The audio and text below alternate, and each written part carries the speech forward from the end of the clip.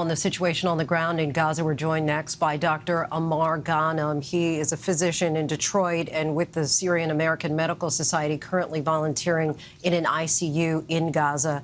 Dr. Ghanem, we thank you so much for joining us. Describe the scene where you're working and what you and other doctors are enduring right now. Thank you for having me. I have been on multiple missions before, but what I have seen in Gaza and the hospital here and the ICU, I never experienced before. It's really something like above what you can describe unless you see it in your eyes. I mean, there is multiple things I can, mention here, but mainly, I mean, we talk about injuries that they are very complex and severe. Mainly, I mean, like trauma-related and some neurotrauma that's, as you know, is very hard to deal with, even in advanced healthcare like the U.S. and Europe. It takes a village to take care of one neurotrauma.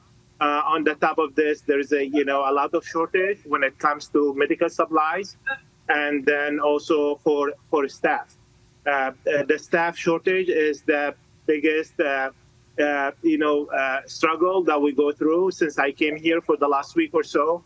I can see that shortage affecting medical care in a big way. And on the last 2 days specifically, since the escalation happened around us here, and we can see more shortage happening because, for example, today I went to the ICU.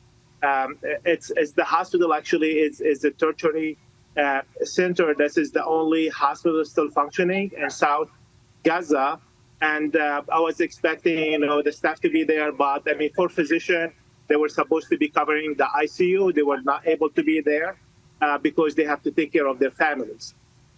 Their families' safety goes first, so they couldn't show up to the hospital because of that reason. The same applies to nurses. Multiple nurses, they could not come because of the same reason. I know you mentioned that there are medical shortages. What are the most urgent medical needs, would you say, right now for patients? Well, I mean, to be honest with you, is really when you have, I mean, you work on the ICU, you have to have everything to take care of these sick patients. You have to have, ventilators, you have to have other equipment, dialysis machines, you have to have supplies that you intubate the patient in case they need it. You have to have the medication to support their blood pressure, sedation in case you put them on the ventilator, and so on. I've never been through experience that I have to prioritize patient lives over other, like kind of a triaging, and like, dropping some patients. It's really heartbreaking, but we have to go through this because we know some patients, they have a very poor prognosis and they suck all of your resources. So you have to, prioritize other patient lives that they still have a hope with, younger, and you be able to do, something and save their lives compared to other patients. I have went through this experience with multiple patients, and I felt very, very sad from inside for doing this. We understand the border where you entered Gaza is now closed and that the situation has escalated since Israel took control of the Rafah crossing. What does that mean for you and other Americans who are trapped there? Do you have any idea how you'll get out? I don't, that's when we came in, we have the promise, okay, you go in and you come out in this, time. WHO is trying to organize and coordinate.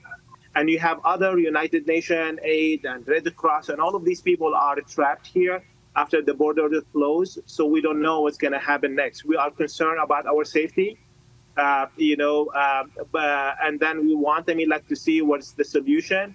We are in daily communication with WHO and the coordinating body, but still we don't have promises. For example, they said maybe yesterday it did not happen. Today it did not happen.